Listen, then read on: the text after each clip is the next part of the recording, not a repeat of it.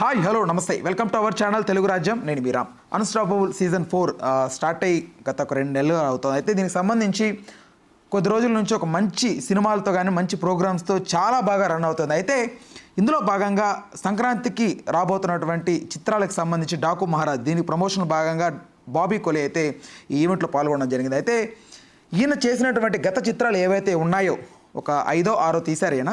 So అందులో ఒక చిత్రాన్ని అయితే డిస్ప్లే చేయడం మర్చిపోయారో లేకపోతే బాలకృష్ణ గారికి నచ్చకపోవడం ద్వారానే అక్కడ డిస్ప్లే చేయలేదు, what ever it is. So ఆ చిత్రం జై లవకుశ. దీనికి సంబంధించి ఫుల్ కాంట్రవర్సీ అయితే మారింది. సో దీనికి సంబంధించి ఒక మంచి వివరణ, ఒక పూర్తి విశ్లేషణ దాసరి విజ్ఞాన్ గారిని అడిగి తెలుసుకుందాం. నమస్తే అన్న. నమస్తే. బాలకృష్ణ గారికి జూనియర్ ఎన్టీఆర్ గారికి ఎప్పటి నుంచో ఒక వార్ ఉంది, కోల్డ్ వార్ అనేది ఎప్పటి నుంచో వినపడుతున్నటువంటి మాట. అయితే అన్స్టాపబుల్లో బాబీ సినిమాలన్నీ చేశారు కానీ బట్ జై లవకుశ ఎందుకు వెళ్ళి ఆ డైరెక్టర్ అని కాదా? అఫ్ కోర్స్ కేఎస్ రవీంద్ర బాబీయే ఆ సినిమాకి డైరెక్టరు, రైటర్ కూడా తనే. ఎన్టీఆర్ ఆర్ట్స్ బ్యానర్ మీద వచ్చింది. జై లవ కుష, జై ఎన్టీఆర్ఏ, లవ ఎన్టీఆర్ఏ, Kusha ఎన్టీఆర్ఏ, triple role. Of course పర్ఫార్మెన్స్కి అప్పట్లోనే అవార్డు వస్తుంది అనుకున్నటువంటి రోలు, కానీ ఏదో ట్రిపుల్ ఆర్కి ఆయన నామినేట్ అవ్వడం జరిగింది. ఇన్ కేసు కనుక జై లవ కుషే నామినేషన్లో ఉంటే నామినేట్ కాదు, ఈ పార్టీకి విన్ అయ్యి కూడా వచ్చేది ఏదో రకంగా. అలాంటి సినిమా అది.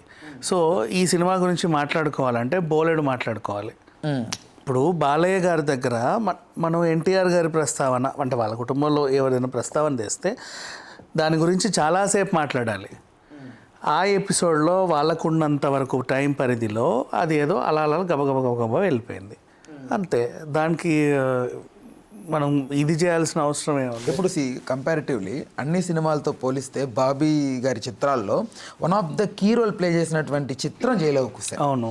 బట్ జై లవకుశనే ఎలా స్కిప్ చేస్తారు? బాలకృష్ణ గారు అక్కడ ఉన్నారు కాబట్టి, ఆ చిత్రంలో హీరో గురించి డిస్కస్ చేయాలి కాబట్టి సో ఇష్టపడక మాట్లాడలేదనేది అని అనుకుంటున్నారు. బట్ కాదు. అన్స్టాపబుల్ నెక్స్ట్ ఎపిసోడ్లో ఏంటంటే ఎన్టీఆర్ అండ్ కళ్యాణ్ రామ్ కలిసి రాబోయే ఒక సిట్యువేషన్ ఉంది. దాంట్లో కూడా థర్డ్ పర్సన్గా బాబీ ఎంట్రీ ఇస్తున్నాడు. అదంతా ఇంకో ఎపిసోడ్ కోసం వాళ్ళు ఆపిన సిట్యువేషన్ అది. ఇక్కడ దాని ప్రస్తావన తీసుకురాకపోవడం అంతే. ఇంకో ఎపిసోడ్ కోసం దాన్ని ఎత్తిపెట్టుకున్న సిట్యువేషన్ అది అంతే. అంతకుమించి ఏం లేదా? అంతకుమించి ఏమీ లేదు. ఈయనకైనా పడకపోవడం వల్ల అంటే ఎందుకు ఇప్పుడు ఈయన సరదాగా టీవీ పెడితే ఎన్టీఆర్ పాట వస్తే టీవీ పగల కొడతాడు ఏంటి? అట్లనే కాదు, అదేం లేదే. మళ్ళీ అండ్ ఇంకొక సిట్యువేషన్ దీనికి సంబంధించి చాలామంది ఇంకెవరు చెప్తున్నారు, ఎన్టీఆర్ గార్డ్ వద్ద జరిగినటువంటి సిట్యువేషన్. ఆ ఫ్లెక్సీలు బీకించేయండి అనేది. ఫ్లెక్సీలు ఎందుకు బీకమన్నాడు అంటే స్వాగతం, ఘన స్వాగతం అని రాశారు. శ్మశాన వాటికకి స్వాగతాలు, ఘన స్వాగతాలు, అఖండ స్వాగతాలు చెప్పకూడదు, తప్పు. కాబట్టి అది తీయించండి అన్నాడు. అందులో ఎన్టీఆర్ మొహం ఉంది కాబట్టి తీయించాడని వీళ్ళ వాదన. అంటే ప్రొడ్యూసర్ కూడా కళ్యాణ్ రామే కదా జై లవకుశకి. అదే ఆఫ్ కోర్స్ వాళ్ళే. అందుకే ఈ ముగ్గురు కలిసి వస్తున్నారు. ఇంకా మళ్ళీ దీని గురించి అక్కడ చెప్పడం ఎందుకు? మళ్ళీ అదొక పెద్ద ఇదైపోతుంది. దాని గురించి ఎక్కువ మాట్లాడితే మళ్ళీ ఆయన మిగతా సినిమాలను తక్కువ చేసినట్టు ఉంటుంది. వాళ్ళ సినిమాల గురించి బాగా డప్పులు కొట్టుకుంటున్నారు, మిగతా సినిమాలని ఏదో చేశారు అనుకుంటారు. పోనీ అన్ని సినిమాలతో కలిపి చెబితే అబ్బా ఎంత కాదన్నా ఎన్టీఆర్ ఆర్ట్స్ సినిమాకి వాళ్ళకి ఇష్టం లేక అన్ని సినిమాల్లో ఒక సినిమాలా చూశారు అంటారు. అసలు వేయకపోతే ఈయనకి ఇష్టం లేదు కాబట్టి వేయలేదు అంటారు. ఇప్పుడు చెప్పు, వేసినా వేయకపోయినా తప్పేగా. ఇప్పుడు వేస్తే ఫర్ ఎగ్జాంపుల్ ఖచ్చితంగా కాసేపు మాట్లాడుకోవాలి. అబ్బాబా వాళ్ళ షో కాబట్టి వాళ్ళ సినిమా నుంచి బాగా డప్పు కొట్టుకున్నారు అంటారు. సరే, అంత డప్పు కొట్టకుండా నార్మల్గా వాళ్ళ తెరవీరయ్య, జై లవకుశ అని లైన్లో వేసారు. అయినప్పటికీ బాలయ్యకి మిగతా హీరోలు ఎలాగో ఎన్టీఆర్ కూడా అంతే. అంటే నందమూరి కుటుంబాలు ఎలాంటివి లేవా? ఏమీ ఉండవు. ఒకవేళ ఉన్నా, ఇన్ కేసు ఉన్నా అది వాళ్ళ కుటుంబం వ్యక్తిగతం. ఎవరింట్లో ఉండవండి గొడవలు. మీ ఇంట్లో లేవా, మా ఇంట్లో లేవా, అది వాళ్ళ ఇంటి గొడవలు, మనకెందుకు అవసరమే? బట్ జనాల దృష్టిలో స్టార్లు అంటే గొడవ పడకూడదు, స్టార్లు అంటే అన్యోన్యంగా, స్టార్లు అంటే గొడవ పడదు, అన్యోన్యంగా ఉండాలనేది అది వాళ్ళ కర్మ. అది ఒక భ్రమో, వాళ్ళ పిండా కూడా. కానీ ఎవరింట్లో అయినా గొడవలు ఉంటాయి. ఆ స్టార్ వాళ్ళకి ఆ సినిమాలో ఎలా కనబడ్డాడో అది చూసండి అంతే. వాళ్ళ ఇంట్లో ఏం చేస్తున్నారు, అందరూ వాడే పేస్టే వీడు వాడుతున్నాడా, అందరూ వాడే ఫ్యాన్లే వీళ్ళు వాడుతున్నారా, మామూలుగా వీళ్ళు అన్నం చేత్తోనే తింటారా, ఇవన్నీ మనకి ఆలోచనలు ఉంటాయి. ఇంకా సెలబ్రిటీలను కోసినా మనలాగే రెడ్ రక్తమే వస్తుందా, ఇంకేమన్నా వింత వింత రంగుల్లో వస్తుందా? అలా ఉత్సుకత ఉండకండి, అంత అవసరం లేదు.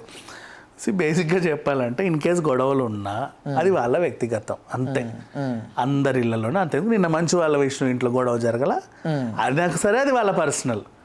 అంతే. అంటే మొన్న బాబీ గారు ఒక ఇంటర్వ్యూలో మాట్లాడడం జరిగింది, ఒక మాటకు సంబంధించి అంటే నాకు ఒక సినిమాకి బడ్జెట్ కరెక్ట్గా ఇవ్వలేదు, ఇచ్చుంటే అది బ్లాక్ బస్టర్ లెవెల్కి వెళ్ళేది, కొంచెం అసంతృప్తి చెందాను, నరకం చూశానని అయితే ఒక ఇంటర్వ్యూలో మాట్లాడాడు ఆయన. అది డాకు మహారాజ్ సినిమాకి సంబంధించి బాలకృష్ణ గారిని హైప్ చేయడం కోసమే జైలవ కుసే ఆ సినిమా ఆయన మాట్లాడిందని కొంతమంది అభిప్రాయపడుతున్నారు, దానికి ఏంటి?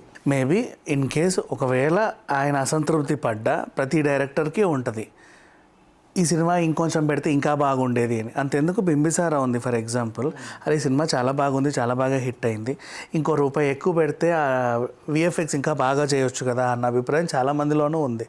అయినప్పటికీ సినిమా హిట్ అయింది, సొంతం చేసుకున్నారు. ప్రతి డైరెక్టర్కి ఉంటుంది, ఇంకా పెడితే ఇంకా తీయొచ్చు, ఎంత పెట్టినా అంత తీయొచ్చు, నువ్వు 1,00,000 కోట్లు ఇస్తే ఇంకా అద్భుతంగా తీయొచ్చు.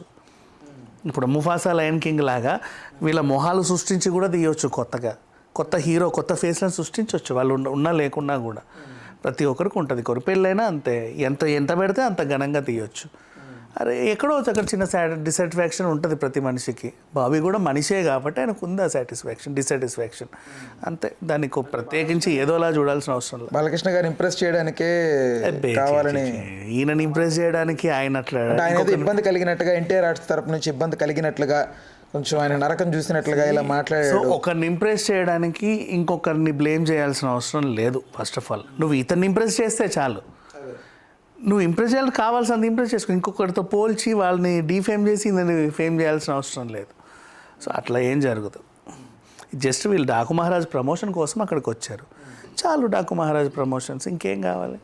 ఎంతకుమించి కాంట్రవర్సీ ఏం లేదు, ఏమీ లేదు. నాకైతే ఏం కనబడలేదు. ఇన్ కేసు ఎవరికైనా కనబడి ఉంటే నాకు తెలియదు, నా కళ్ళకైతే ఏం కనబడలేదు. రైట్. ఇప్పుడు ఓకే, బాలకృష్ణ గారి కూతురు కూడా తెరంగేట్రం చేస్తుంది, దీనికి సంబంధించి ఏంటి? ఆవిడేం తెరంగేట్రం చేయట్లా, ఆవిడ అన్స్టాపబుల్ షోకి ప్రొడక్షన్ దాంట్లో వ్యవహరిస్తుంది. డాకు మహారాజులో ఉంది అనేది అంటున్నారు, ఏదో గెస్ట్ రోల్ ప్లే చేయబోతుంది అనేది, లేదా? అవేమీ లేవు. అండ్ పెద్దమ్మాయిని కూడా అప్పుడు ఎప్పుడో మణిరత్నం గారు అడిగితే నా మొహం పనికిరాదండి సినిమాకి అని చెప్పింది. లేదు నాకు ఈ మొహమే కావాలని నేను అడిగినా కూడా సారీ అండి అని సున్నితంగా తిరస్కరించింది.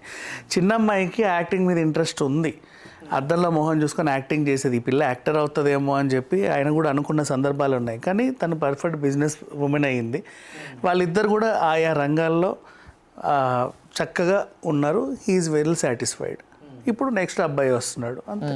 నిజంగా మీరు అందాక అన్నట్లుగా జూనియర్ ఎన్టీఆర్ గారు, కళ్యాణ్ రామ్ గారు రాబోతున్నారా? ఒకవేళ వస్తే అవకాశం ఉందా? వచ్చే అవకాశం ఉంది. ఫ్యాన్స్ అందరిలో ఉంది, కన్నుల పండుగగా చూస్తారు. ఎప్పటి నుంచో అనుకుంటున్నారు యాక్చువల్గా ఫస్ట్ ఉంటుంది అనుకో. బట్ ఈసారి అన్స్టాపుల్ ఏమైపోయిందంటే కంప్లీట్ ప్రమోషనల్ అన్స్టాపుల్ అయిపోయింది. అందరు రావడం, వాళ్ళ సినిమాలు ప్రమోట్ చేసుకొని వెళ్ళిపోవడం. అంతెందుకు, సంక్రాంతి 3 సినిమాలు కూడా బాలయ్య నెత్తి మీద వేసుకున్నాడు. డాకు మహారాజ్ ప్రమోషన్ కోసం అన్స్టాపుల్కే రావాలి, గేమ్ చేంజర్ ప్రమోషన్ కోసం అన్స్టాపుల్కే రావాలి, చివరికి వెంకటేష్ సినిమా కోసం అన్స్టాపుల్కే రావాలి. సో అట్లా ఈసారి మొత్తం ప్రమోషనల్గా వెళ్ళిపోయింది. దీని తర్వాత నెక్స్ట్ వాళ్ళ ఎంట్రీ ఉంటుంది. అంటే ఈ జనవరిలోనే పెద్ద ఎన్టీఆర్ గారిది ఉంది, సంవత్సరం అంటారు కదా, ఏదో చనిపోయి సంవత్సరం చేస్తారు కదా. సో అక్కడికి ఎన్టీఆర్ ఘాట్కి వెళ్ళేటప్పుడు కూడా సపరేట్గా వెళ్తారు, వీళ్ళు కలిసి ఎప్పుడు వెళ్ళరు. సో ఆ డిఫరెన్సియేషన్ కనపడే కొంది ఎప్పుడు జనాల్లో కూడా ఓకే వాళ్ళు వేరు వీళ్ళు వేరు అనేది ఆ మైండ్లో ఉంటుంది. అంతే. చిన్న ఎగ్జాంపుల్ చెప్తా. రీసెంట్ ఇదిలో నిన్న సంధ్య థియేటర్ ఘటన అఫ్కోర్స్ విషాదమే. బట్ అక్కడికి వచ్చినప్పుడు ఫస్ట్ అల్లు అర్జున్ వాళ్ళ అబ్బాయి వాళ్ళ మామ వచ్చాడు, తర్వాత ఇంకొకరు, తర్వాత అల్లు అర్జున్. అంటే వాళ్ళందరూ వేరు సపరేట్ అయిపోయారా? ఒకరికొకరు సంబంధం లేదా? అందరూ వచ్చింది అక్కడికేగా, ఇంతే, అంతమించి. అంటే చూడాలనుకుంటే ఎన్ని రకాలుగా చూడొచ్చు. బట్ నెగిటివ్గా థింక్ చేయాలంటే అసలు దాని గురించి ఆలోచించొద్దు అనుకుంటే ఆ వ్యవహారాలన్నీ బాగానే సరిగ్గానే సాగిపోతా ఉంటాయి. రైట్. ఓకే అన్న, thanks for the time, thanks for information. Right. Please do subscribe to Telugu Rajyam channel. Please do subscribe to Telugu Rajyam channel. Please do subscribe to Telugu Rajyam channel. Hi అండి, నేను మీ ఆర్పీని, నెల్లూరు పెద్దారెడ్డి చేపల పులుసు ఓనర్ని. మీరు తెలుగు రాజ్యం అనే ఈ యూట్యూబ్ ఛానల్ సబ్స్క్రైబ్ చేసుకుని మంచి వీడియోలతో వస్తారు. Thank you so much. Hi people, I'm Sonakshi Verma and you please watch Telugu Rajyam and please subscribe to the channel.